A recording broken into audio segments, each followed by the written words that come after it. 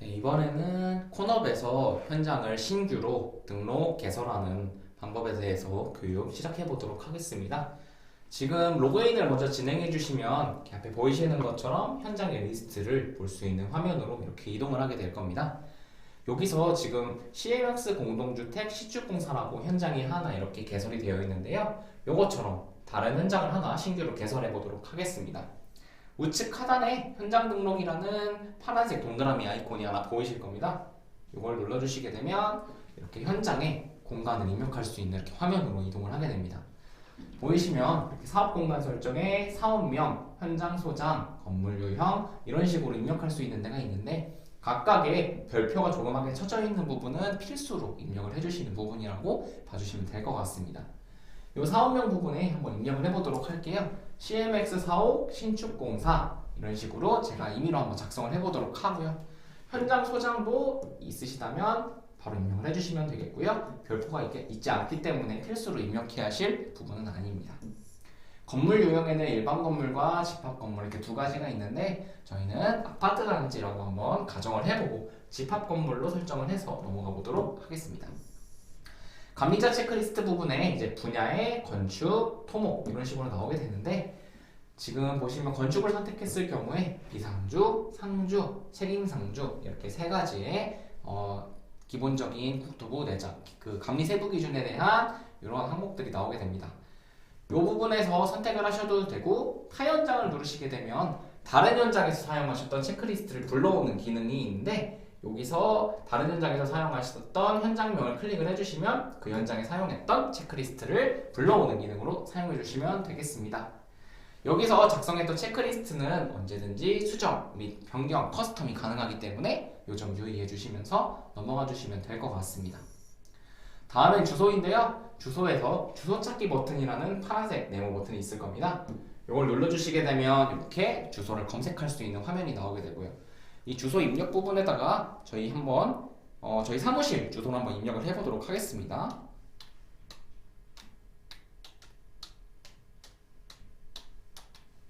디지털로 9132 이렇게 입력을 해주신 후에 상세 주소가 있으시다면 추가로 입력을 해주시면 되겠고요.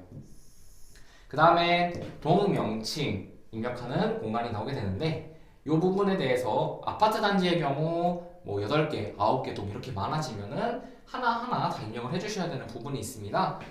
동 추가 버튼을 눌러주시게 되면 이렇게 똑같은 부분이 복사돼서 이렇게 나오게 되는데 위쪽 부분에 한 동, 위쪽 부분에 또 다른 동 이렇게 하나하나 입력하는 데는 굉장히 어려움과 불편함이 있을 걸로 생각이 듭니다. 그래서 저희는 이 부분을 조금 편하게 사용하시게끔 하고자 엑셀 파일에서 작성을 편안하게 하신 후에 업로드하는 형식으로 진행하는 기능을 지원을 해드리고 있는데요. 우측 상단 제일 위쪽에 양식 다운로드라는 파란색 네모 버튼이 있습니다.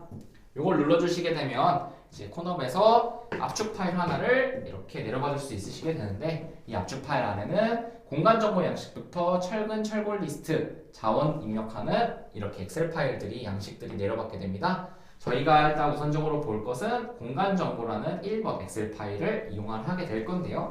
이 파일을 압축을 풀어주게 되면 이렇게 공간정보 양식이라는 엑셀 파일에서 들어가 주시게 되면 이렇게 제일 시트에 공간정보 층수, 공간정보 공용, 공간정보 전유가 있다면 전유까지 이렇게 세부적으로 작성할 수 있는 이런 엑셀 파일이 하나 내려받아지게 됩니다. 제일 먼저 저희가 동에서 업무시설 사무소 이런 데다가 아파트시라면 101동, 102동, 103동, 104동, 지하주차장 이런 식으로 입력을 해주시면 되겠고요. 각각에 해당하는 지하 몇 층까지 있는지, 지상 몇 층까지 있는지, 지붕층이 있다면 지붕층, 옥탑층이 있다면 옥탑층까지 이렇게 층을 입력을 해주신 후에 각 동에 의거를 하여 업무시설 사무소에 어떤 층이 해당하는 실이 구체적으로 필요하시다면 이렇게 계단실 1, 2, 화장실 1, 2 이런 식으로 세부적인 실까지 입력을 해주시면 되겠습니다. 저희는 이러한 엑셀 파일을 현장에 맞게끔 커스텀이 완료가 되었다면 다시 공간 입력하는 화면에서 엑셀 업로드 상세 등록이라는 버튼이 있습니다. 이걸 눌러주시게 되면 엑셀 업로드라는 버튼이 나오게 되고요. 이걸 눌러주시게 되면 일단 CMX 사옥 신축 공사를 등록하시겠습니까? 라는 팝업이 나옵니다. 여기서 확인을 눌러주셔서 현장을 일단 저장을 해주신 후에 파일 선택을 클릭을 해주셔서 아까 다운로드해서 받았던 커스텀했던 공간정보 양식이라는 엑셀 파일을 업로드 해주시게 되면 이렇게 CMX 사옥 신축공사라는 새로운 현장이 하나 개설이 되게 됐고요. 여기서 현장 설정이라는 우측에 현장 설정이라는 아이콘이 있습니다. 이걸 눌러주시게 되면은 아까 작성했던 공간 부분에 저희가 업로드했던 엑셀이 이렇게 출력되는 것을 확인하실 수가 있게 됩니다. 그리고 다른 동을 보고 싶으시다면 이렇게 누르셔서 판매시설 상점에 대한 각 공간별 정보를 확인하실 수가 있고요. 전체적으로 보고 싶으시다면 전체 선택을 클릭을 해주셔서 전체적으로 이 현장에 대한 공간을 봐주시면 되겠습니다. 전유도 또한 클릭을 해주시면 전유에 해당하는 공간 정보를 확인할 수 있게 됩니다. 다음에 개요로 넘어가 보도록 하겠습니다. 이 개요 버튼을 눌러주시게 되면 이렇게 사업명, 아까 작성했던 내용이 들어가게 되고요. 각각에 해당하는 내용들을 이렇게 입력을 해주시면 되겠습니다. 건축 관계자, 사업 일정, 사업 규모, 연면적, 주용도, 착공일과 사용 승인 예정일부터 각 해당하는 감리자에 해당하는 이름과 참여기간, 자격번호, 회사명, 그리고 시공자의 회사명, 등록번호 등등을 이렇게 입력을 해주실 수가 있고요. 이 회사명 부분을 정확하게 입력을 해주셔야 추후에 저희가 검측이라는 기능을 소개해 드릴 때 이제 거기에 서류에 이제 나타나는 도장 아랫부분에 회사명이 정상적으로 이렇게 나타나기 때문에 이 부분은 꼭 입력을 해주셔야 되겠습니다. 다 작성을 해주셨다면 아래쪽에 저장 버튼을 눌러서 개요에 대한 입력을 마무리해 주시면 되겠고요. 저희는 그 다음에 도면으로 넘어가 보도록 하겠습니다. 이 도면은 이제 작성했던 공간에 대해서 각각의 위치에 해당하는 도면을 입력하는 방법이고요. 업무시설 사무소의 지상 1층에 해당하는 세부적인 실들을 이렇게 표시를 해놓은 겁니다. 저희는 이제 이 파일을 업로드할 때는 크게 이제 두 가지 업로드 방법을 지원을 해드리고 있는데요. 첫 번째로 간단하게 실에 해당하는 버튼을 눌러서 이렇게 파일 탐색기에 있는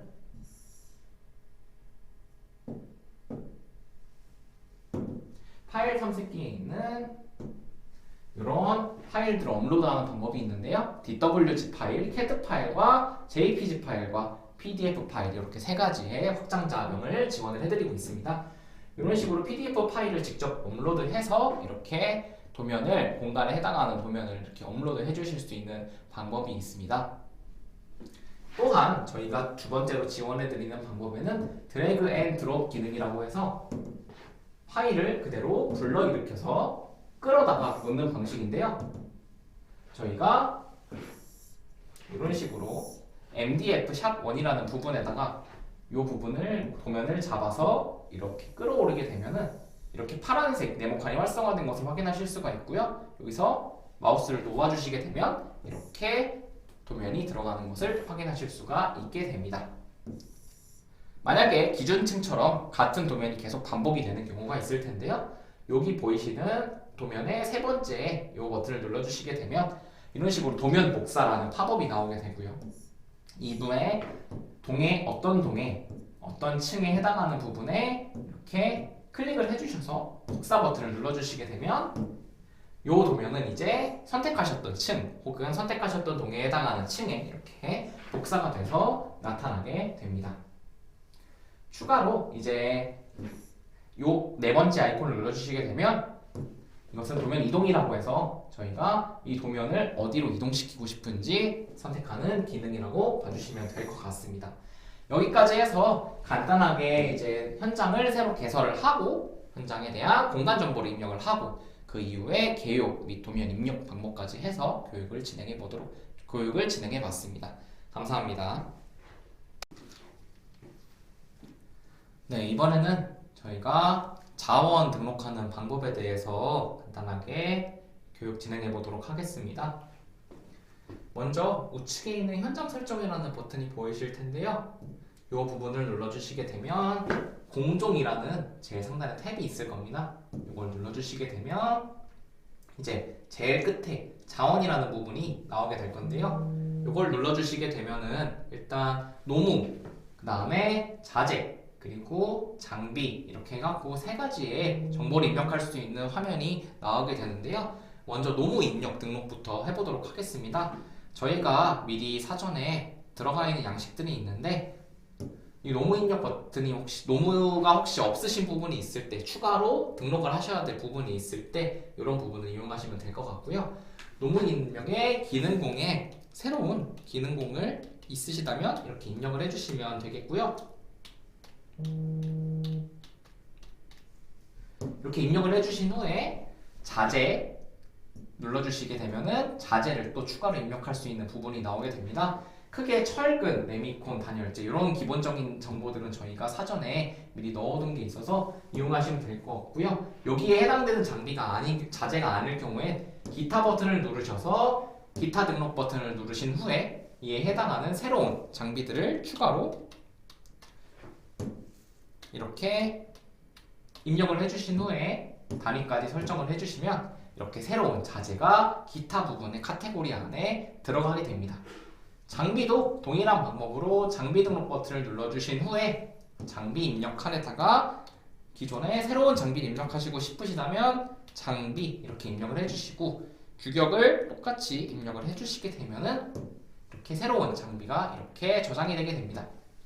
추가로 말씀 안 드렸던 부분이 있는데 이 기능공 부분에 이제 목공이라고 예를 들어 있다고 치면은 만약에 사전에 내장되어 있던 정보가 있다면 이렇게 쳤을 때 밑에 콤보 박스로 사전에 등록됐던 이제 노무 입력의 공종별 기능공이 나오기 때문에 여기에 중복이 되지 않으면 추가해서 사용해 주시면 될 것 같습니다. 이런 식으로 노무, 자재, 장비를 이렇게 등록을 해주시면 될 것 같고요.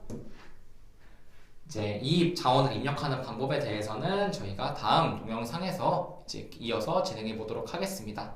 여기까지 자원 등록에 대한 강의였습니다. 감사합니다.